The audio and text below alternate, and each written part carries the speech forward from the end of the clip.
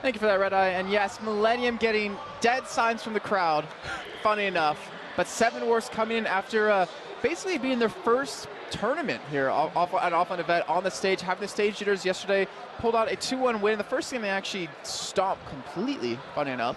Second game they unfortunately lost, but the third game they looked a little bit more in form. It was one of those weird situations where the exact cause of the loss seemed to be almost incomprehensible, because the difference that between both of the games, for both Lion Gaming and for Seven Wars, it almost looked like they were completely different players. Well, as you can see, we're having the straw hat, or the nest you called it, coming back here. Is that not a bird nest? Maybe it's like Ocelot's scarf. Maybe that's his trademark. One of those trademarks could be defined as stylish, and it's the bird nest. Oh yeah, obviously. Actually, I remember looking at Ocelot's his Facebook fan page, and someone said on it, like, I doubt you'll wear a scarf while playing tomorrow because of how hot it is in Brazil. He wasn't wearing it, but he put it on after, so I'll give him credit for that one. But, you know, Seven Wars, what are we expecting of them? Because they're kind of the underdogs coming into this. They're playing against an LCS team, probably for the first time in their careers. It's going to be difficult. Yeah, they have some interesting tricks up their sleeve. For instance, they love to run Tristana as an AD carry. That is not something I think I've seen any EU LCS team do. Maybe you'll see it from an NA CLG team kind of style, but I felt like you're trying to call a double lift right now. I'm not calling him out. I'm just saying that's something they do. It doesn't tend to work, but they do it. It's a but. The thing about it is, if it can work so well that it can completely turn around a game. Well, right now, I feel like Jerry's happy because he's drawn a Thresh ban and a Zillion ban out and played him in both their games yesterday. Did a pretty good job. I mean, that's when you heard that great ultimate sound coming out of you.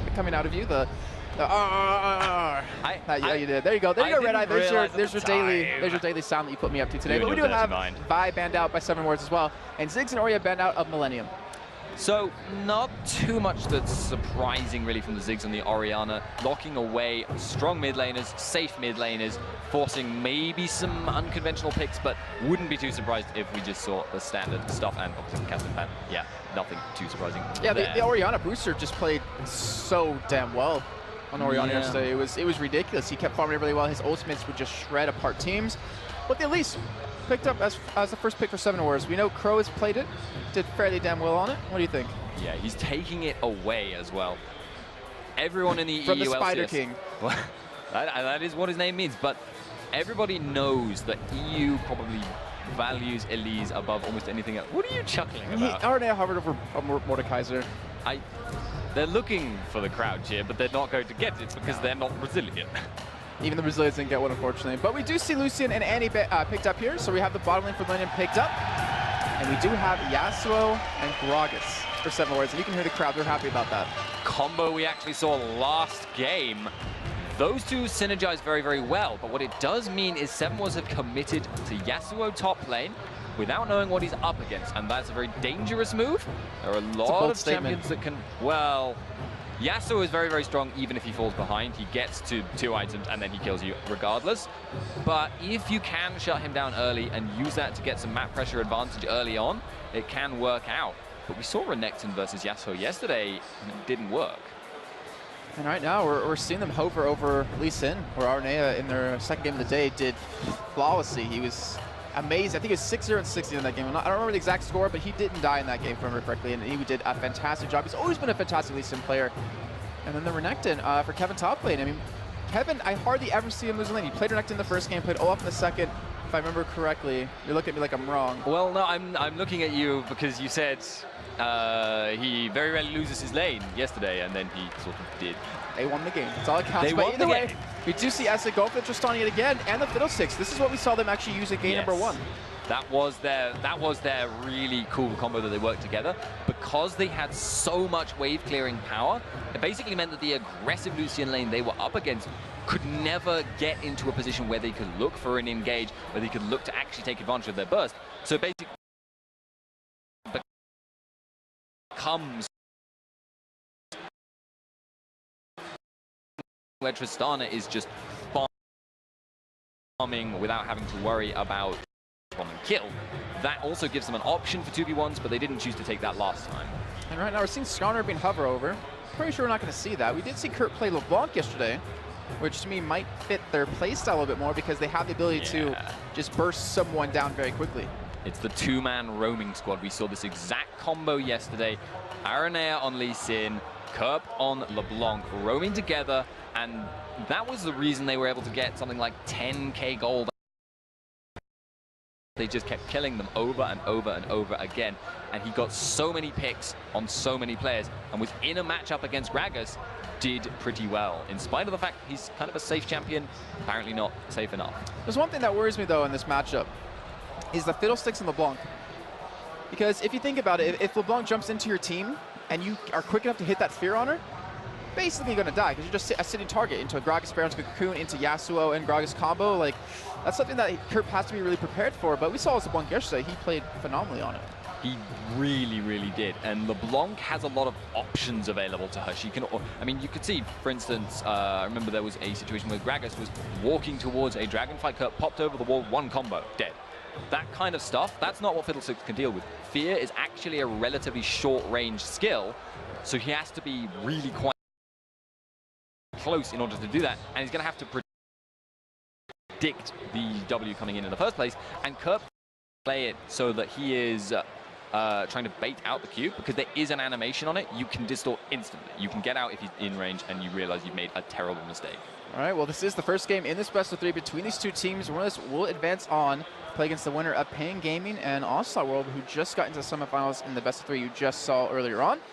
But look at these two teams, look at the compositions. Who do you favor? What team are you really gunning for to win this one? I really actually like Seven Wars composition. I feel like they have a lot of extreme skills, but the favorites have to be Millenium. They have a more proven track record against, I hesitate to say,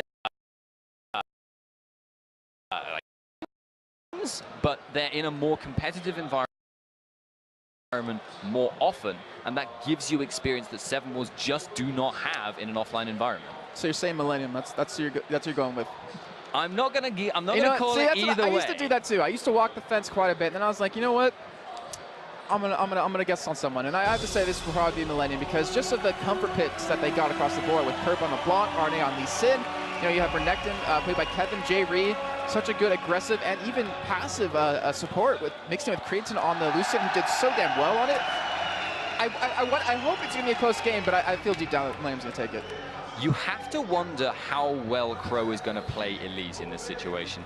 A lot of it depends on him preventing mid lane from snowballing out of control. If Kerp can be kept kind of on a leash, he won't be able to do the jump over the wall, one combo burst, a squishy target move. And this is not going to be good. He's in a good position, though. He's in the back of the tri-bush, so it's going to be really hard to get to him here. But if we get a flash stun out of Jerry, it's going to be his death. He's not paying attention! What is he doing? He just flashes so late and pretty much giving that one away. But he does get locked down. He does actually be forced to take his jump as his first skill. And that was really unfortunate, because that's not what you want to take as a level 1. And that is, I guess, just a misplay. He didn't really expect them to come around that corner. He sat there so long. But flash down on both the support of Jay Ree and the AD carry of Essa. That actually favors Essa and Seven Wars in general. He has an escape. Annie does not. If there is an early gank from Crow to take advantage of that, Jay Ree is going to be a sitting duck, an easy target. And right now, you see him heading up towards the top side of the jungle, trying to see if they're going to be counter-jungled at all. And right now, little do they know, they will be. Crow is there in the vicinity. He's going to actually back away, but not before getting that ward down. So they will be able to maintain control of their side of the jungle here. And Arne looks like he's going to start off at blue buff here. And we're going to have normal lanes coming in. So looking at both these compositions, who do you favor early to late? Like, what is Seven Wars looking to do early game? Are they looking to survive it, looking to win it? And what is Millenium trying to do? Seven Wars early game is mostly going to consist of just farming up their huge late game carries that they have in the form of Tristana and in the form of Yasuo. Expect a lot of jungle pressure on that bottom lane. Even if there weren't flashes down in that lane, I still think there would be a big focus there, because the disadvantage, obviously, of pushing up really hard with Fiddlesticks Tristana is you can end up in a situation where Lee Sin can just W over the wall, follow it up with a Q, get an easy gank off, and obviously couple that with the Annie stun. You've got a lot of potential there, but at the moment they're actually getting pushed back, which actually in turn means that Crow may be able to take advantage of his own gank. He is on a path where he could go for a relatively early gank, and that would be not too surprising. Yeah, it's a really the bottom lane to me feels like a result of what we saw level 1. Because of Essa being forced to take his W first, his rocket jump, they're not able to push the lane up because he doesn't have an explosive shot. He can't wave clear as quick as Creatine can. And you might be right about Crow because he's taking his red buff here. He might swing down towards his bottom side where there's actually no wards until the one we just saw be put down, but it was spotted. This means he could potentially come in from lane. Doesn't look like he's going to go for it. In the end, deciding just to farm the jungle. I'm not sure I agree with that, but maybe he's paranoid because it's too obvious of a gank, or maybe he's just taking a really circuitous route. I'm not actually sure what he was looking for there. I think he's expecting RNA to be there to go for a gank because of how far Brewster was pushed. And I think he's respecting RNA quite a bit on that Lee Sin, but I think he might be over-respecting it because it's playing mind games with himself. And right now you see RNA, he's visiting the top side. He's finally coming for a gank here, but Crow, he didn't really need to commit that time. Maybe could have went somewhere else, but obviously we're gonna find out as the game does go on. RNA is gonna actually head up to counter jungle potentially here. He did quite a bit of that yesterday in their match, and I wouldn't be surprised to see that happen again. CNB just honestly couldn't deal with it, and he's headed towards the top side. He wants to go for a gank on Xantins here. He's not spotted coming in. This could be very dangerous. Yeah, Yasuo is definitely feeling that there could be a gank here. He's letting minions drop, but he's actually quite close up. And Elise is coming in behind. If this ends up in a straight-up 2-on-2, it really is going to depend who engages first, because they will come out on top. They pinged him. They know he's there. And you see Crow, he's waiting on the sideline to go for a counter gank here. And I wonder what's going to happen. Who's in the spot here? Who first? Because look how close they are right next to each other. We do see the engage. Finally break in from Kevin, looking for Xantins. He actually wards it up, knowing that he's not there. Crow has to hurry up and get into Mill's fight. He does make a kill onto Kevin, but can they actually get the kill off? As Kevin does have flash to get away. He does have his Q, obviously to stay healthy. And it's just going to be a null gank from both these top laners. Very good usage, though, I think, in general. It was a nice call by Seven Wars. They knew where Aranea would be. And Aranea is the one who's wasted a lot more time in that situation.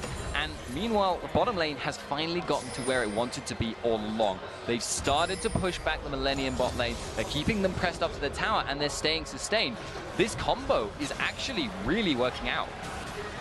It's really hard to deal with that, especially with the silence to pair in. But right now, we see RNA visiting this top side yet again. Xantins does have flash. The Q lands before he gets the flash off, and that's going to be first blood going over to RNA. A great gank and a great Q coming up to make that kill happen. You got to feel, though, did he just feel he could get out without losing his flash? Why not just be that little bit safer, do it a little bit faster? It's cost him a lot. Renekton can snowball the lane hard, and Yasuo has a lot of trouble with pushing up. If he's weaker than Renekton in a one-on-one, that will be punished hard. And you're seeing the bottom lane Millenium. They had a very tough time yesterday. Actually talking to them last night, and Creatine wasn't really sure what was going on, but he just kind of isn't really keeping up with farm just yet. He's being pressured back quite a bit, like you were mentioning, and he's not really come to know out of him over the split of spring and summer split. Well, these things can throw you off, and it's a pretty warm day. That can affect mentalities for people. All people. Humans. They said old people. I'm like, wow. Well, right now we do have CS across the board. A little bit of a lead in the top side for Kevin. 36 to 28 CS. Mid lane pretty much dead even between these two players. And bottom lane, we do have that slight lead for Essa currently. And his Tristana was fantastic yesterday. He did a great job on that champion, and I wonder if he can pull it off yet again here, but he's pushed up, and RNA, he's waiting for City. Crow, he's coming down towards the bottom side here. Flashes are available for Jerry to go in for a stun here as RNA is coming around the corner. He does back away. I'm not sure if he was spotted, though. There's no pings coming down, so I'm assuming he wasn't. But he's still going to be sticking around for a little bit here, taking his white camp, and Kurt, he's hit level 6. He's looking for that harass. He stayed safe in lane the entire time. And when he hits level 6, he's going to try to harass as much as possible with that blue buff. Yeah, he went for the flask start, which is very, very safe, but Aranea is going to go for the Q. Oh, unfortunately, he does miss it here. Jerry doesn't age and go for the stun as it does land a little bit later on.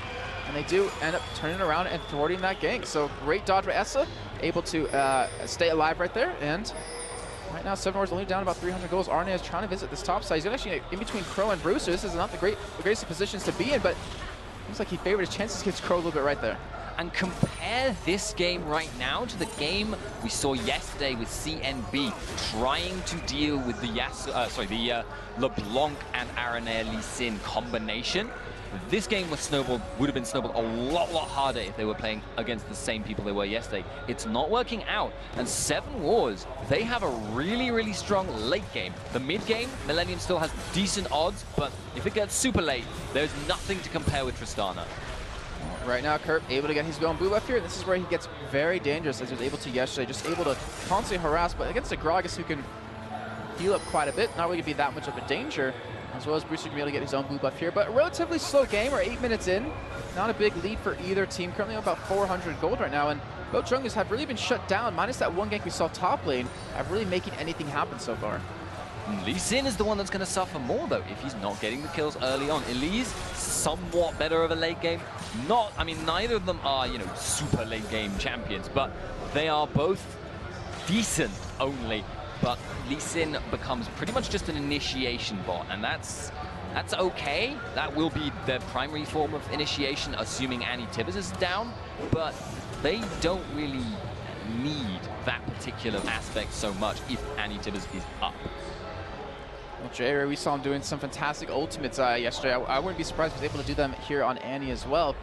But both these teams, I think they're really respecting each other. Millenium, you know, we heard Red-Eye actually interviewing RNA after their games yesterday, saying, you know, I'm curious why it took you guys so long to finish the games. You know, you're in an EU LCS team. Expect you guys to be able to close out the game quicker if you're in the lead. And he said he's just trying to play it by the books, trying to play smart, and trying to be careful. And it looks like they're doing that yet again here. They realize it's on the line. You know, every team wants to go to the World Finals at Katowice, and this is the opportunity for Millenium to get there. If you think about it as well, in terms of Millenium, I mean, we spoke about it yesterday, but the pressure they're under, they have huge leads. The Fiddlesticks ulti coming in, Jerry, and actually Cretan both flashing out of it in time. Actually, sorry, Cretan didn't. He actually just dashed away, but they are able to escape from that. A great attempt out of Kimmy right there, who did an amazing job yesterday on every support he played, but Millenium was just a little bit too quick. So if you think about it, Millenium in terms of the pressure on them, the leads may not be done here, so I may have to cut off the thought, but Millenium are going to keep playing it by the books for as long as possible, and I think that might be something 7 Wars is playing off by picking this super late game composition. They've got Yasuo as well as Tristana, both of them incredibly strong in that late game situation, and they know Millenium. Yes, they played defensively, and yes, they, even when they were massively ahead, 10 ages to finish out a game, but will he be able to get away from this? Well, it looks like he get the dash right there, but he does get slowed up right here. He does get the nice knock-up. Are they going to commit this? No, they're actually not going to be able to dive. If you remember, against CMB, they did this 2-man dive early on, and they actually both died for it. They both paid the price, and this time playing a little bit smarter this time. Not going to let it happen. In the meantime, we are seeing Crow actually go for Dragon here. He's going to have the backup from Kimmy, and this might be 7 Wars getting a nice little bit of an advantage off of that. But Arena is heading down to that area. They will be able to get in and try and stop this. Oh, Jerry no. is there. He's level 6 too. He has the Timbers if he wants to use it. He does get Sunset, he does get feared. He does get the Timbers off, gets the kill on a Crow, turns around, gets Kimmy as well. And Ashley's looking for the kill on somebody, just doesn't have the damage. He even flashed in for it. That might prove to be a mistake, and they get the swap RNA, and they get a double kill on Cretan. They get the 3 kills. They're going to get Dragon as well, and that was a breaking point. That is a huge advantage for Millenium now. Over towards the top side as well. Xanta's getting very low. He's being forced out, being forced to flash away. And Millenium, they just seem to have cranked on this aggression out of nowhere. And it was just basically Aranea predicting the Dragon call. He made, as soon as the gank was failed in top lane, he didn't hang around. He didn't wait to try and get any farm in the jungle. He headed straight down there. And because of Annie's strength in that kind of situation, because of Lucian's early burst, and the fact that Tristana is not that strong at the moment, even though they've been winning the lane, they were not able to fight that, and that meant Millenium was able to just clean it. Oh, Arne still gets the steal away right there. And she's getting caught here with him getting feared up. Looks like he's not going to be able to escape this one. Does flash with the wall, does safeguard as well. He's going to get outer range of Crow, and that will allow him to escape with Cretan there to back him up. And Arne getting very lucky right there. That could have been very bad, but he does still escape. He does deny that big golem as well. And this is a Millenium that we were kind of expecting to show up right now, but you can't really count 7 Wars out. Arguably there, though, the Aranea took a risk he didn't need to. He was very close to being in repel range, and he still had a ward. He could have jumped further. That ward in the tri-brush wasn't necessarily what you describe as like as far as he could have gone optimally. So I wonder whether he just felt really confident in his distance judgment, or whether he was just panicked, caught off guard, and not actually ready to be having to jump out. Right now, either way, he was still able to escape right there. And Seven Wars still have been unable to really pick up a kill. And if you look across the lanes, I mean, I guess we can talk about this. Kevin has a slight lead in the top lane of CS, about 17 at the moment. Look at the jungle, Arne has a lead as well. Mid lane, it's dead even across these two players. And bottom lane, there is a lead built up for Essa, 101 to 86 CS. At this point though, Lucian with the 2 kills has more goal and is also at a much stronger phase of the game. He is way, way stronger in terms of his burst. And because now Essa hasn't got him pushed up against the tower, he can look to try and fight engages in order to prevent him from ever getting pushed up again. You can see right there the range is starting to become a problem for Creatin. And even the damage that he's doing to Essa really isn't that much. And Essa going for that patented static shift first item that we saw him do every Tristana game yesterday. Worked out really well in those games. However, in those games as well, he had a bigger lead than he has now. He's able to get a couple kills on his belt, but in the meantime, we're seeing Arne trying to go for a gank on the middle, and will be thwarted. Very hard to gank that man. And Kevin, with that Sunfire kit completed, he's looking to get that turret low, and it's already down to about a 5th life. The purpose of the static shift first Tristana is actually quite an interesting one. It's not intended for team fighting at all. It's basically intended to create map pressure. You just push as hard as you possibly can and try and force objectives as a result of that. Arne is looking for the smite steal away from this. He's actually going to go back, and he does not steal it. Crows managed to actually get it, but can Arne escape? He does get the kick away, but does it anything? He does ward up over the wall, and it looks like he's going to escape, but Crow goes over. Brewster's going to pick up the kill, and there's the first kill finally coming in for Seven Wars. Meantime, top lane does die, or top turret does die, sorry, and a 1 kill advantage coming in for Seven Wars, but they did lose that turret. It was also quite a close engagement on in the bottom. In the meantime, top lane, you're seeing Kevin not really take much damage yet out of Zentis. Doesn't 800 go very fast, as he does have the DFG. I mean, he picked that item up before he even had boots. That's how quickly he wanted to go for it here, and he's going to hit levels 11 here, I would say, momentarily. Who needs that could be really dangerous. Those dashes? Oh, not him, apparently. As you see him do some pretty good damage on a boost right there. Doesn't use that DFG just yet, but look how hard it is for anyone to gank this LeBlanc. Yeah, especially with no Grag Assault, they just don't really have reasonable amounts of chances, because they can't even burst her down fast enough if Elise lands the stun without that explosive cast. It's just not really worth doing, beyond maybe creating an opportunity for Gragas to go back or roam or take wraiths, as he currently is doing, and kind of ruining his own mana pool. He's looking to get a farm advantage, or at least stay caught up. I mean, he's tied up against LeBlanc currently, and Gragas, it's really easy to farm with, and you can see right there, he was able to clear out that siege minion as well as the back lane with just 1 Q, but he also went for Athena's and Holy Grail, so he wanted the extra magic resist early on. And Kerp, I feel like this is the time that he needs to start picking up some kills. He needs to start roaming around, make that DFG really worth it, and really kind of flex his mid-game power.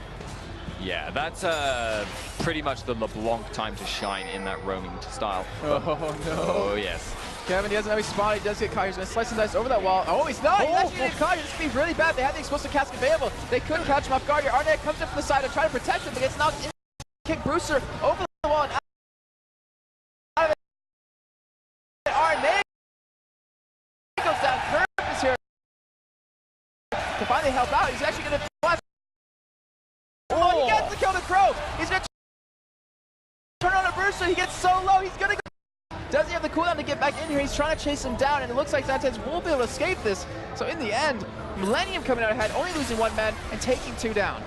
Great turnaround by Kurt, though. If he hadn't, I don't know, if it would have been quite reasonable to expect him to face plant that wall, but he knew exactly how far he was going to go with WR, get on that kill. And as a result, well, Millenium came out on top of a fight I'm not sure they should have done. See boards traded right there in that trap bush, and Cretan able to push this turret down quite a bit because Essa is being forced to back away, forced to heal up. And we're starting to see Millenium flex their muscles a little bit. It was a great little bit of engagement Seven Wars able to pull off, able to capitalize on the mistake that Kevin made of not being able to slice over the wall, but they weren't really expecting Kerp to be there, and they really didn't have the 3-on-3 power that maybe they were expecting. And right now, Millenium, they're not done yet. They're still going to push this turret down. Just to say that they do back away, but they do have the turret lead nonetheless.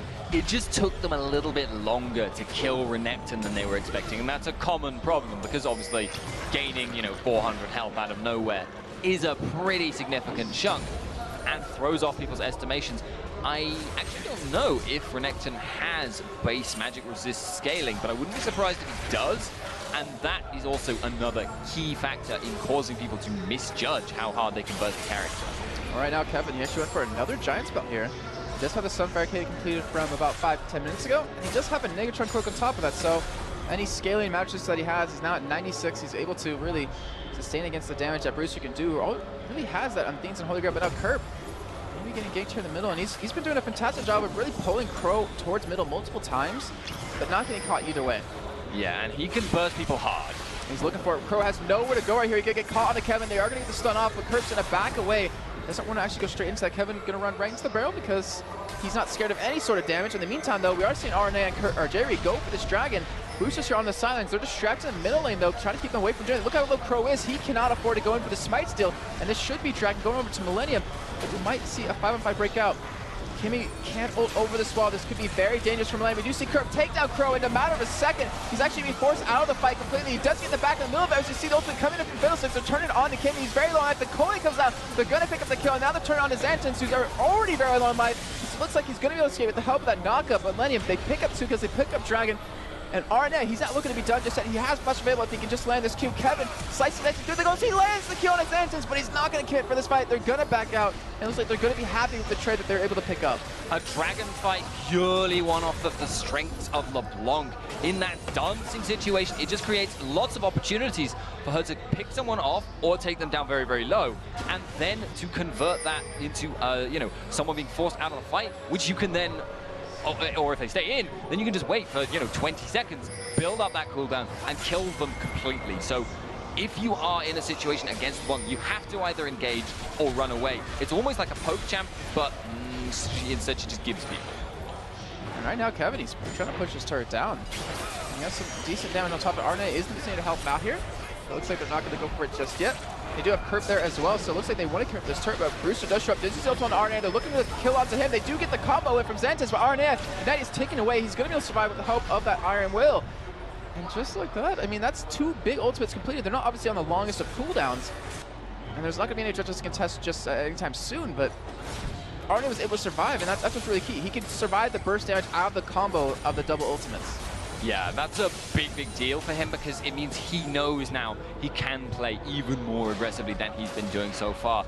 And I think one of the big problems right now for Seven Wars is that Tristana is not finding opportunities to rotate to other lanes to create the pressure that she knows she needs to be doing with her Static Shield first build. Because at the moment, no team fighting presence, but they're being trapped in the bottom lane. Millenium's bot lane continuing to stay down there and just rely on the roam from Kerp and Aranea to keep them safe and prevent them from being caught out in a 4-on-2.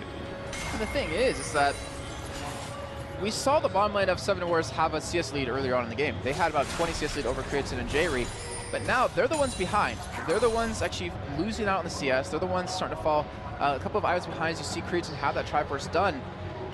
And that was kind of the saving grace for Seven Wars because top lane wasn't doing amazing. Mid lane was, keeping up in CS to Kerp, but their bottom lane was the real lane that was really holding them together, and now that is just starting to dwindle away. As the minions grow proportionally weaker, so does Tristana's shove them into tower strategy.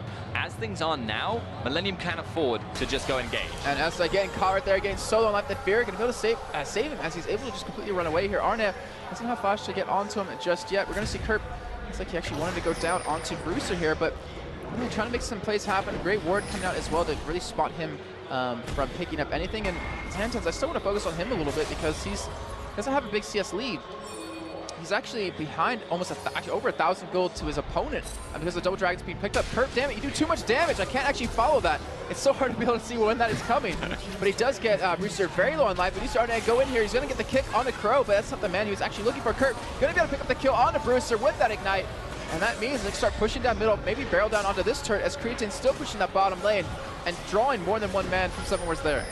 Yeah, and now Millenium have another tower for free, increasing that global gold difference that was already accounting for so much difference in what would otherwise be an equal lane for Seven Wars. That top lane you mentioned before, Yasuo not doing that well now, proportionally. Wow, that damage right there, almost enough to pick up the kill. And there's one thing I want to bring up for you guys at home who aren't really too familiar with Kerp. He's playing the Blanc with a trackball mouse. He's doing all the movements of the actual mouse with his thumb. Imagine how insanely hard that has to be on LeBlanc when you need to be able to move forward or backwards to really guide your W or guide your E. That's ridiculously hard. He's been doing a fantastic job of it, but Millenium now 5-0 in turrets, picking up 2 off that little bit of a push. 93 in kills, almost a 10,000 gold lead here, 22 minutes in. This is starting to get out of hand. It is really getting out of hand, but I don't know why everyone always calls out the trackball. I know it's like really hard for everyone that isn't Kurt, but I don't think he'd be using it if he found it hard. It's not like he's like, oh, I'm so good at this game, I need a handicap. Have you seen the muscle on his thumb? His right thumb is a lot hard. I touch it after this game, and you'll see why I'm so impressed with him, because that man, he has like biceps on his thumb. It's ridiculous, but either way, he's doing a fantastic job this game. 3-1-1, 170 CS. He's currently beating his opponent. He almost has his death cap done. When that happens, Xantans, who just got, quickly comboed by him without a DFG, almost dropped. It's going to get even more dangerous. I don't know how it is in America, but I don't think the people, at least in Britain, normally would just go up to a man they've never met and say, "Can I touch your thumb? This is important." It's because you guys are too busy having cups of tea. I like coffee. Well, you're not clearly fish, but either way, this game. Oh, really? Millenium. Have you listened to me recently? Not often. Oh. In the semifinals, Not though, if you can avoid it. They're looking in the specialty for the first map win here. And, oh my God, Kerp, he catches Xantans on the rotate with that dash, and they're going to pick up that kill. That was insane. The prediction on that, Kerp, was amazing. Even if you know exactly when Yasuo is going to dash, that's something that people would not find easy. Trying to land chains is difficult normally if it's someone like that's already rooted. Trying to land an R chain, you see people miss it all the time. That's incredibly skilled stuff there. And that's why Kerp is a handicap, as you saw right there. But right now, Millenium actually potentially looking for a fight. As you saw, 7 wards, they're pushing up, and it looks like they might even be able to go for this turret here on the top side, because Kerp's able to shove that lane in. But Draken has respawned. It looks like that might be the possibility of Millenium here. They already have an 8.1 thousand gold lead. It's only going to get bigger off of this. And you look across the board, the kill spread is perfect. 2 kills for Kevin, 1 kill for Arnea, 3 kills for Curve, 3 kills for Creatine, even 1 kill for Jay Ree. The bottom lane of Millenium has yet to even die. They are looking so strong and so smooth in this game. But this is the area where Millenium are their weakest. They now need to close out this game. They are a long way ahead. We know they are. They can kill almost anyone they please. If Brewster gets found here, he is liable to die. But you've got to think, are Millenium actually going to close it out quickly? If they just group up and siege, I don't see anything that 7 was going to do to stop them. But they don't right now. They could go for a couple of turrets, but something that I just noticed between both these teams is look at the trinkets. We have all warding trinkets out of 7 Wars, and we have 3 sweepers out of Millenium, and you're seeing Millenium use that to their advantage. They're using it every time they possibly can. They're clearing out all the vision in the jungle. I mean, let's just take it through the vision that 7 Wars has across the map. They've got 1 ward down towards the bottom half of jungle, and 2 wards, 3 wards here. Look over at Millenium. They can see a good portion of the bottom jungle. They can see pretty much the entirety of the top jungle. They are giving the vision everywhere, and they're denying it away from 7 Wars, and that's getting to the point where if you have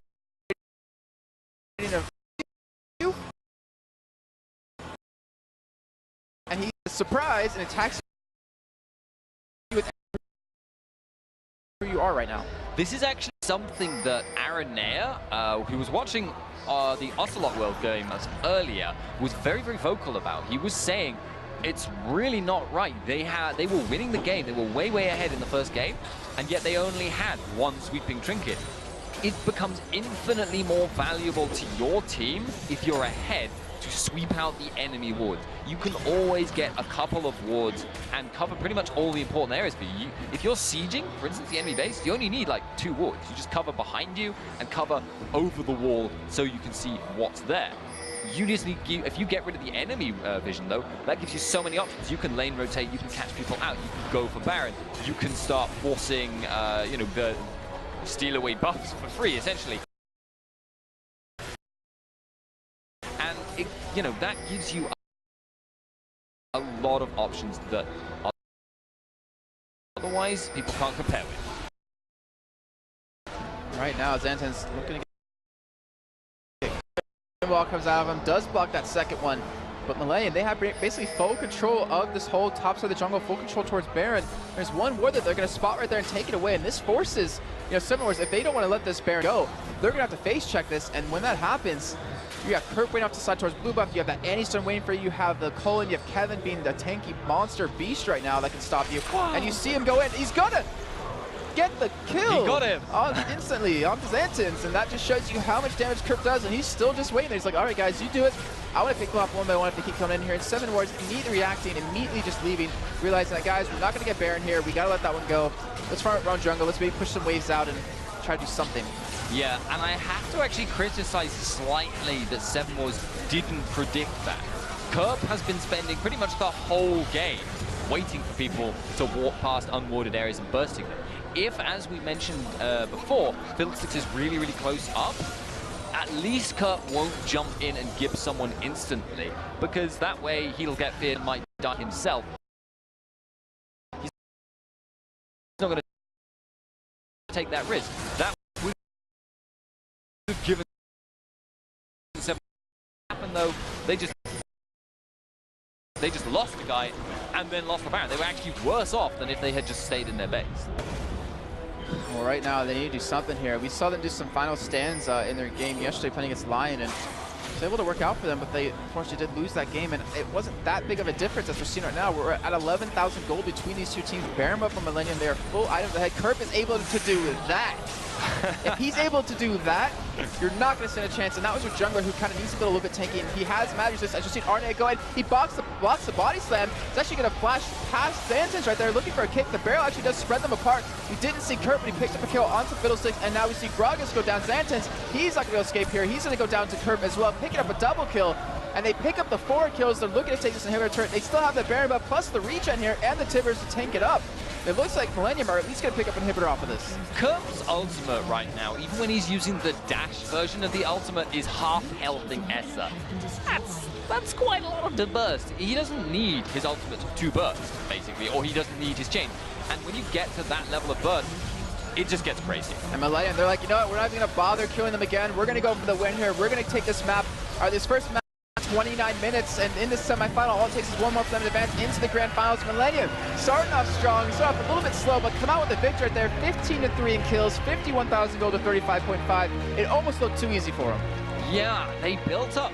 Again, this is the thing. They built up another overwhelming advantage and then abused that to close out the game. They didn't do what a lot of teams would say you should do and close out earlier, push down towers earlier, snowball that momentum into more towers, more map control, which leads to more kills. Instead, they just killed and killed and killed and killed, and that worked for them, but it seemed like they were honestly just outclassing their opponents rather than playing the map better.